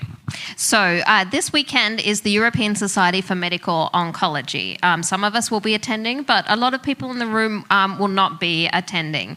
But there is a lot of exciting news about bladder cancer. This is an independent, non-promotional event, so we will not be naming names. But we now have 11 minutes to talk about every single latest research development in bladder cancer now, as well as what we should keep an ear out for during the society, and even if we're not at the Congress, what we should look out for on social media. So let's start with non-muscle invasive bladder cancer. What exciting things are happening in non-muscle invasive bladder cancer? What a great opportunity. We have so much to talk about, so little time, but I'll try to be as summative as possible. So for non-muscle invasive bladder cancer, what we used to call superficial bladder cancer back in the day. It's the cancer that has not invaded through the muscle layer of the bladder. We have many important developments, and we'll see data at this ESMO, European Society of Medical Oncology meeting. We're going to see data from what we call a pretzel, which is a device that's instilled in the bladder. Intravesical, meaning inside the bladder, and that device, it's like a pretzel, that's what we call that way. It releases a chemotherapy drug called gemcitabine, which is commonly used in bladder cancer through the vein intravenously, but now with this new delivery, it can be released inside the bladder. So it can reach the cancer cells in the bladder wall, and this actually has shown some very promising results. So there is hope, and it's very relevant to our patients with non-muscle invasive bladder cancer. The data will be shown this weekend, and it's actually comparing this drug, actually showing data about this drug in a way that we can find out if it's effective and safe for patients who have already received other inside the bladder treatments like BCG, and we of course know that our patients need more treatments in addition to removal of the bladder, because bladder preservation is important. So I think will be very exciting data in that domain, in addition of course to some other data with an oral pill. It's called erdafitinib. It's a very difficult to pronounce, but what I would call it is a targeted therapy. It targets a particular mutation in the bladder cancer cells. It's called FGFR. And that oral medication, that pill, also has shown some very promising data in the same scenario, same setting, patients with non-muscle invasive bladder cancer. These treatments, these FGFR-related treatments, would they work for everyone, or would people need to have a specific test on their tumor biopsy first? Fantastic question. So, Lydia, this is the first example of precision oncology, which means we try to find a target in the cancer tissue, a mutation in that particular gene, FGFR2 and FGFR3, and if that mutation is present, only those patients can benefit from this drug. So it's a selection process, and there is nothing wrong if you don't have the mutation. It's a random effect of the tumor. And about a proportion of patients may have tumors with this mutation, so testing of the tumor may become important down the road for these early stages. Thank you, Petros. So there's many people in this room who've had surgery for bladder cancer. They've had their bladder removed. And previously, perhaps, they were told this is the only treatment, just surgery. But now we're seeing more clinical trials about what we can complement surgery, cystectomy from. Can you tell me more about that, please? Absolutely. So, as Lydia, as you mentioned, traditionally and conventionally, if the treatment failed the patient, as I always say, patients never fail the treatment. It's the treatment that failed the patient. And in that case, if the BCG that instilled in the bladder does not work, traditionally, we call this BCG unresponsive or resistant, right? The treatment didn't work. In those cases, most of the patients used to undergo removal of the bladder. We call it radical cystectomy, which means removal of the bladder and the lymph nodes. Now, we're trying to create more options for the patients because many patients may not want that, may want to keep the bladder. We talked about that with some of our patients today. And also, some patients may not be able to undergo that big surgery because of other medical conditions. So having options for those patients is very, very important. And in this meeting, we're going to see more data in that regard. So I'm hopeful that now and in the future we'll have more opportunities for patients to keep their bladders. Obviously, more research is needed. That's why clinical trials are very important to create those opportunities, those options. Thank you. We're also seeing and discovering more information about sequencing, when to give what treatment. And so, for example, we're now looking at chemotherapy, and then in people who respond to chemotherapy, giving them immunotherapy. What is immunotherapy, and what is on the future? Fantastic question. Thank you, Lydia. So immunotherapy is a very broad term. Overall, the way I think about it and talk with the patients is a treatment that is activating the immune system, taking advantage of our immune system, our innate immune system and adaptive immune system, and tries to energize it, stimulate it, trigger it, so our own immune system can attack the cancer cells. It's like I always call it the police patrol of our own body, try to attack cancer cells in a simplistic way. Obviously, there are many different nuances and details. For example, the BCG instilled inside the bladder is the oldest form of immunotherapy back in the 70s. Nowadays, you have more modern forms. Some of them are given in the vein intravenously, and these drugs can activate the immune system and can generate a more systemic around the body immune system response. And we have huge successes of those drugs when the bladder cancer is a little bit more advanced. For example, after removal of the bladder, radical cystectomy, or in case where the cancer has spread and has metastasized. Now we're looking into those important combinations, to your point, and sequences. Can we give it together with a BCG? So we can do it in the vein and inside the bladder. Does the strategy work better than BCG alone? Those trials are being done. We're looking forward to the results, and I think immunotherapy has transformed the field, and we're looking forward for more indications and also fine-tune the combination and the sequencing of those therapies. Something else that I'm hearing a lot about is antibody-drug conjugates, which are very complicated molecules. Can you tell me more about what antibody-drug conjugates are? Fantastic question, Lydia. So this meeting actually is really rich in data about antibody-drug conjugates. A simplistic way to view it is think about a targeted chemotherapy, right? Traditionally, chemotherapy has been given in a non-selected way. We give it through the vein and we attack cancer cells, and of course side effects can happen because normal cells can be hit too. To a degree, of course, there's more benefit than risk in most of the cases we use it. Now, antibody-drug conjugates, think about a target expressing the cancer cells, and these drugs try to attack that target. It's like a protein or a molecule expressed in the cancer cells like a tag, and you try to attack that or target that tag with an antibody. So you try to be more specific, more targeted in the way you deliver. And that, it's like the Trojan horse from the ancient Greek mythology, right? You try to, bind this antibody with chemotherapy. And that chemotherapy is being delivered in a more specific manner, more specific fashion. Of course, nothing is perfect. You can still have some side effects. But the data with antibody-drug conjugates are really astonishing. And we're going to see some really transformative data in this meeting this weekend. I'm very, very impressed and hopeful for the patients, because even with spread metastatic cancer, we see almost doubling of the median overall survival, which is great for our patients. So you talk about antibody-drug conjugates, which is targeted chemotherapy, and you've talked about immunotherapy, which is boosting our own ability to fight the cancer cells. Is there going to be any results about combining antibody-drug conjugates and immunotherapy at this meeting?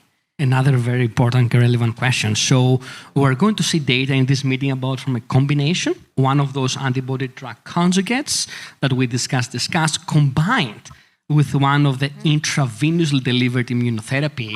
And that combination has shown really, really impressive results with prolongation, significant prolongation, not only statistically speaking, but clinically speaking, significant, almost doubling on the average overall survival. So in patients who develop, metastatic bladder cancer, now I think we're going to have a new standard of care. And the question, of course, is how can we make this equitable and approachable and have access across the parts of the world? And we had this discussion with, previously developed and currently ongoing immunotherapies. So I think it's important for all of us, and this is a great forum, to disseminate the knowledge and work with the different authorities, regulatory agencies, and reimbursement authorities in different countries to make sure these drugs are available across the board.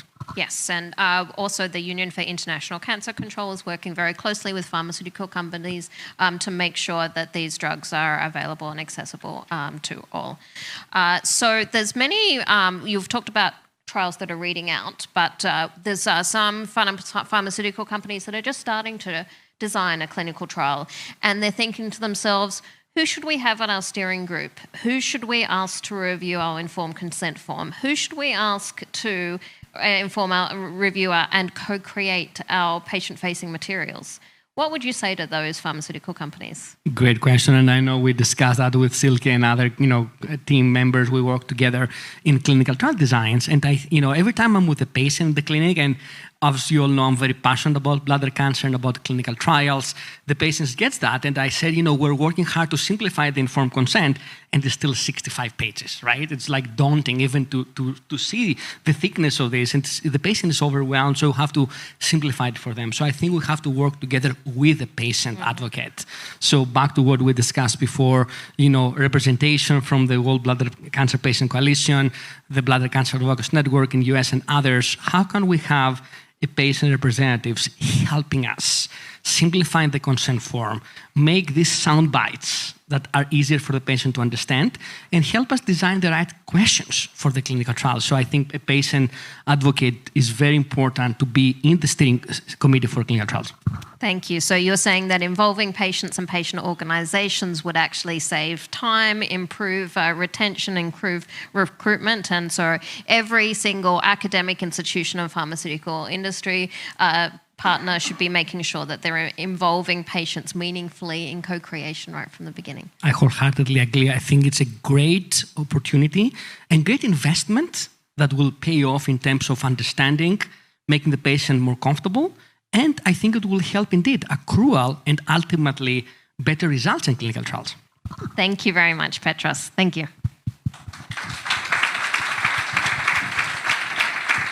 Thank you. Thank you. Thank you. So now we are very lucky to have two of the members of the World Bladder Cancer Patient Coalition. We'll have Lauren Pretorius, who is the Chief Executive of Campaigning for Cancer in South Africa. And then we'll have Karl-Henrik Sundin, who is the founder of the Swedish Bladder Cancer Society in Sweden.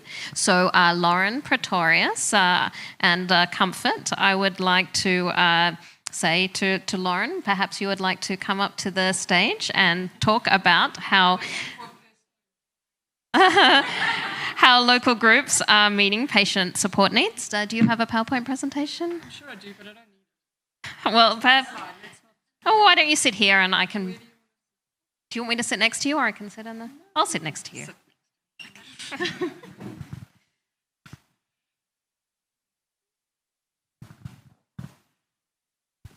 Good afternoon, everyone, and thank you. So, Alex and Lydia asked me to speak about a project that we run. It's one of our newest projects, which is called Fika Pila, which means arrive in safe hands. And campaigning for cancer, when we were started in 2008, we did a conference, and there were a list of problems that were put in on a PowerPoint.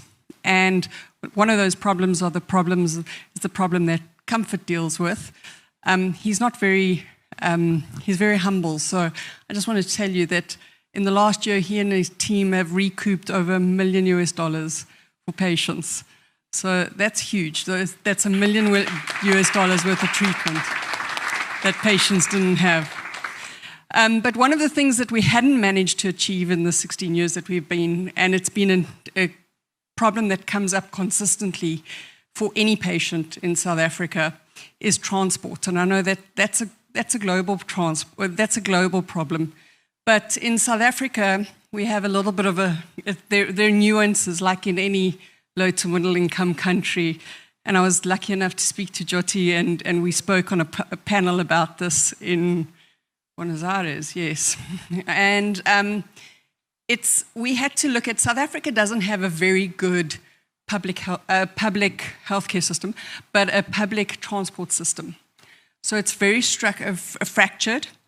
We have a railway system that is good for long distance travel, but the majority of South Africans travel on what is called taxis, which are people movers that sit ordinarily between, well, they're meant to sit 16 people, right, Comfort? Yeah, they ordinarily sit between 16 and 24 people. And those taxis work both in the cities, but also in the peri-rural areas. They're privately owned, so they're owned by taxi associations, and the entire system is subsidized by the government in certain ways.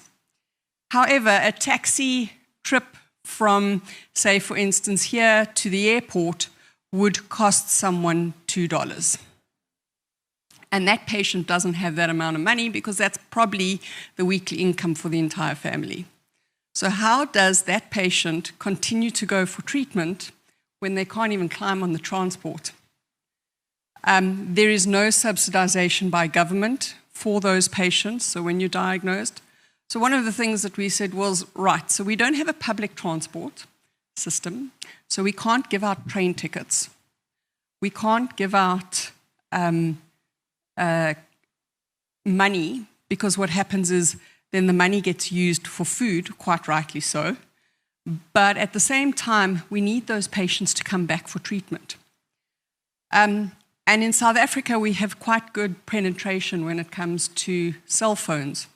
And it just so happened at that point that we had the taxi association, which is currently run by cash, are starting to move into cashless systems. And we developed an app that allows us to load transport tickets onto that app. So we have a transport navigator sitting in the treatment facility. When their treatment plan is confirmed by the doctor, they go to the transport navigator. The transport navigator loads the transport tickets onto that app. And when they get to the taxi, they're escorted by a transport escort to the taxi rank and then handed over to a taxi marshal, because in all parts of commercialism, there's a special line you can stand in, because we paid extra so people could stand in a line. And they're given to the marshal, and the marshal then looks for the taxi that can do. And they then pay that cashless system. So when they show a QR code, the taxi driver puts the QR code in, and they then look at it. It's taken us a year. We had to negotiate with 26 taxi associations. So that's politics that you'll never understand. In trying to get 26 commercial taxi associations to agree to run this seamlessly between. I'm thankful to, and that's in one city. I'm thankful to say that we now have 4 travel navigators in treatment facilities. We're about to negotiate our 3rd hospital. 26 taxi associations have agreed to do that. And we are also using the program to employ unemployed youth and train them as navigators, so that we're creating sustainability in the thing. So we took, and I think it's what Jyoti and I were saying, we come from very resource-limited countries. Most of the people in my country do not have blue eyes and blonde hair like me. They don't have the privilege of my blue eyes and blonde hair that comes with that blue eyes and blonde hair. And, but it allows us to think creatively in finding solutions. And I often think, what is to be learned from these low to middle income countries with resource limitations on how we think creatively in getting things done. So hopefully, when I see you next year, we'll have expanded it to a few more hospitals, and we'll be starting to move that and get it approved by government so that it can be expanded as a service throughout all public hospitals. Thank you. I just dropped one on the ground. Yeah. Thank you. Thank you so much, Lauren. That's really insightful, and I think we can all learn from that. And transport in many different countries to hospitals is a huge challenge, and so you're offering us a concrete solution that we can learn for. And so congratulations to you and the rest of your team. I imagine there was many difficult conversations and many phone calls and many late nights in getting that to happen. So a huge congratulations. I would now like to welcome to the floor Carl-Henrik Sundin, who is the founder of the Swedish Bladder Cancer Society.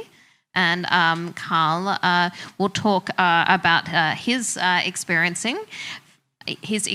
founding this organisation, beginning with how I started a non-profit organisation for patients with bladder cancer in Sweden. So, Carl-Henrik? Yeah, Carl-Henrik. Hello, everyone. Well, I want to have the first slide, how I started a non-profit association for patients with bladder cancer in Sweden. We don't have so much problems with transportation as it is in South Africa. In Sweden, all doctors are employed, nearly all.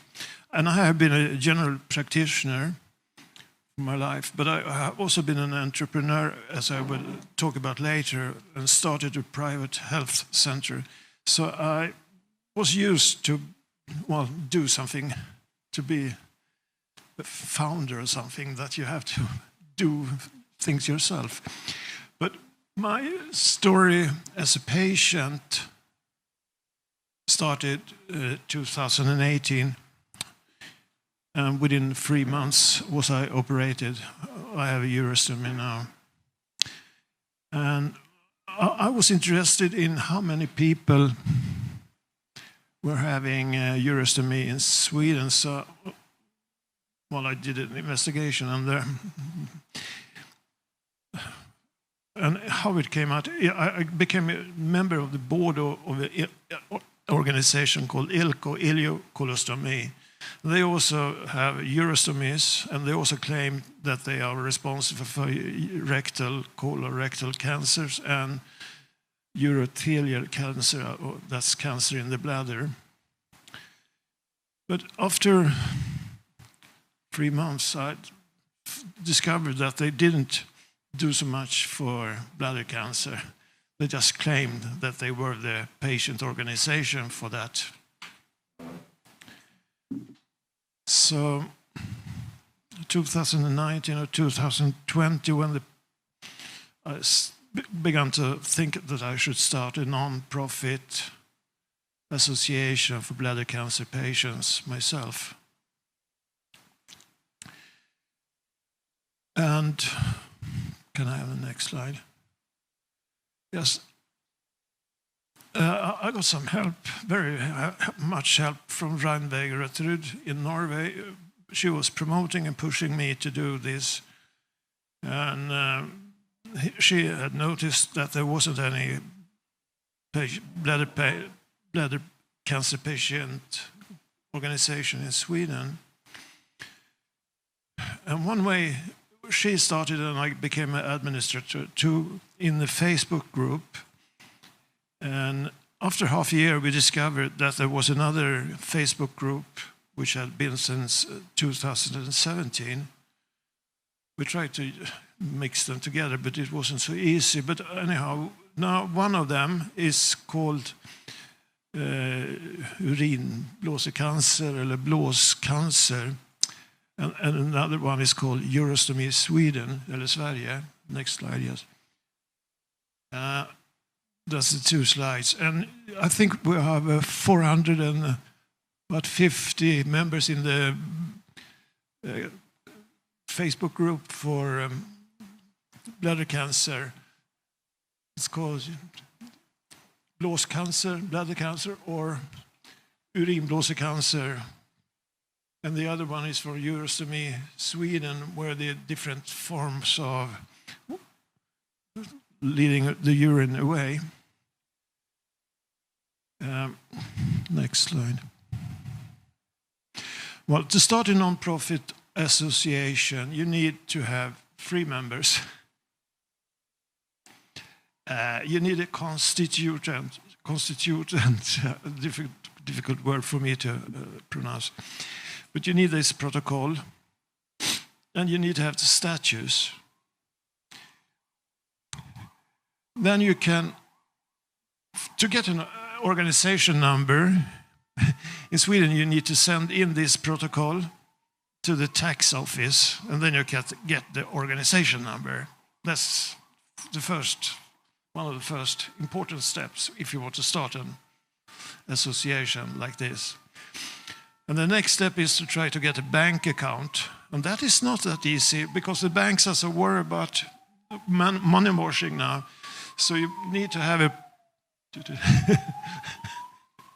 you need to have some private connections with the banks. It took me 3 months to get a bank account. So you also need to have a website, because that's important. Okay, next slide. You have to create a logo too, and this is addressed to our website. Next slide, yes. Well, how to get knowledge about 3 persons if you don't, when it's pandemic and you don't know so many that have urinary bladder cancer. You do it via a Facebook group. Then you can ask in the group and you can get some answers. Can you, together with me, start a non-profit association for bladder cancer patients? Then you can get your 3 members. And if there isn't any Facebook group, start one to begin with in your country. So, next year. Okay, before starting this, I had to study YouTube for 4-6 weeks. How can you produce a website? Mostly you use WordPress now. It's free. It's not costs nothing. But you have to have some skills to understand how can you produce a website.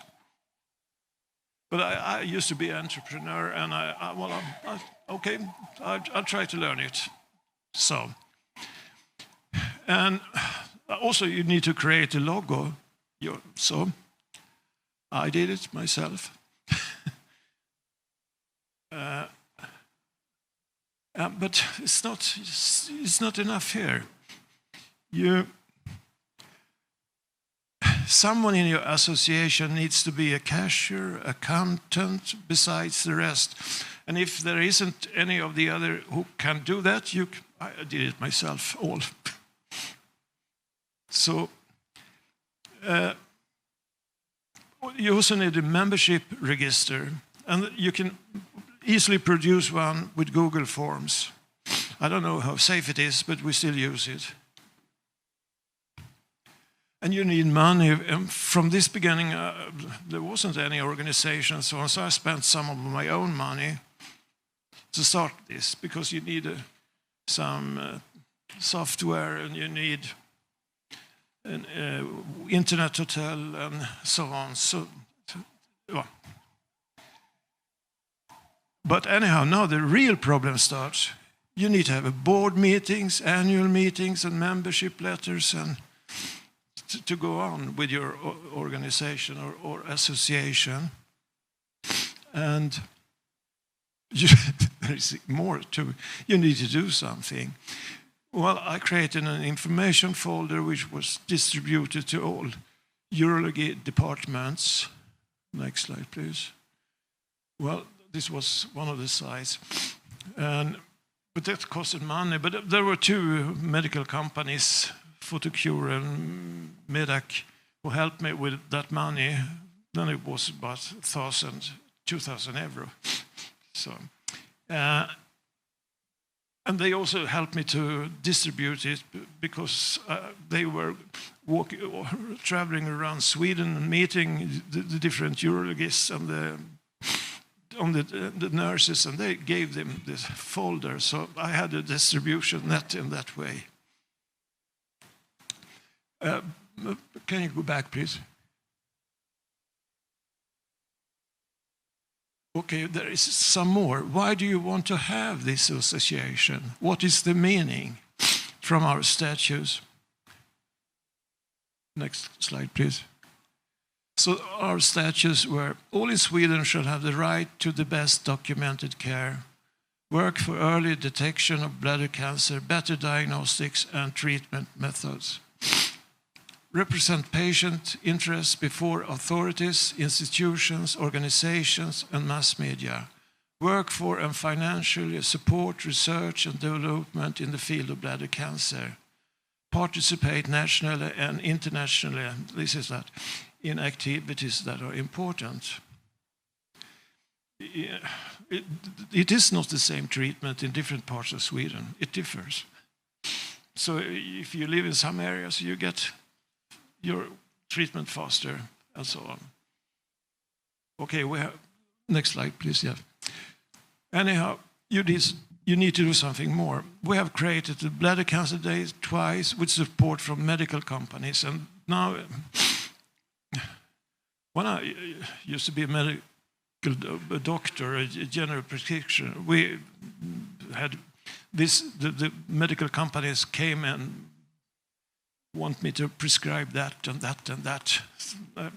But that's some sort of bribing, so I was a little bit skeptical about the medical companies at that point. But if you are a very poor patient, bladder patient association, you need to have some more money. And there comes the big money in, because they are quite rich. And they're also supporting this now. With the medicines, as the previous professor talked about. Okay, September the 9th this year, the program was oncology and sexual rehabilitation. We had a question on the Facebook, had anyone mentioned sex or something? It was only 1 or 10 or 2 or 10. So it was, no. Anyhow, now we get support from the Swedish Cancer Fonden, and also stopped with membership fees because it took so much bookkeeping for me being the bookkeeper. And the next slide, please.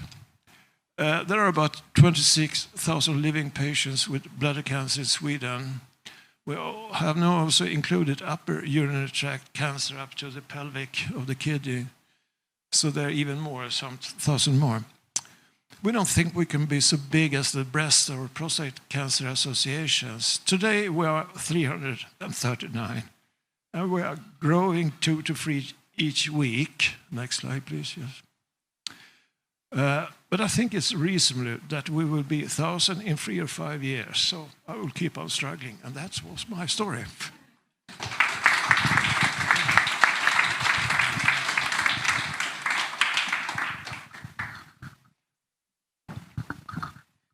Thank you so much, Karl-Henrik, for the beautiful presentation. And at the World Bladder Cancer Patient Coalition, as Laurie had kicked off this morning, it's such an important part for us to support the establishment of bladder cancer patient organizations around the world, or where they are starting out, support them on this journey in whatever shape or form it can take. So it was really, I think, insightful for everyone here and as well as online to see what your journey was like, and quite a lot of struggles they had to overcome. And it's so wonderful to have you here already, having established the organization and being a member of a board and being part of this meeting. So thank you. And also thank you so much, Lauren, for sharing this fantastic projects that you were working on in South Africa as well. We really appreciate it. And the wonderful examples also from others. I think Dina, learning a lot from your experiences as well over the years. It's a fantastic learning for our community here, as well as for us as a coalition as well, to take some of those learnings and apply them to our work. Michelle has also presented some of the findings from the survey, so I would also encourage those who would like to explore more, visit our website. It's I think about 80 pages worth of information besides what we had presented today, which offers so much insight into bladder cancer patient and carer experiences from around the world. So you can find this on our website, and we continue working so hard to get these findings into medical congresses, to get this information to our medical doctors. I hope you all enjoyed also the multi-stakeholder discussion that we had this afternoon for the World Bladder Cancer Patient Coalition. It's so important working with different stakeholders, different partners, as Laurie mentioned at the very beginning. And we believe that the voice of patients at the center, surrounded by different stakeholders who have a role to play, and having an opportunity to have these frank discussions together that Lydia so beautifully moderated, are really important. And I'm so glad, certainly, offered so much insight for me, and I know for our community, and I hope for many of you here and online. And also, Professor Grivas, just wanted to say thank you so much for scanning the horizon and sharing all the exciting and research that brings so much hope to our patients. And for those of you who are attending ESMO, eagerly waiting to hear further details there.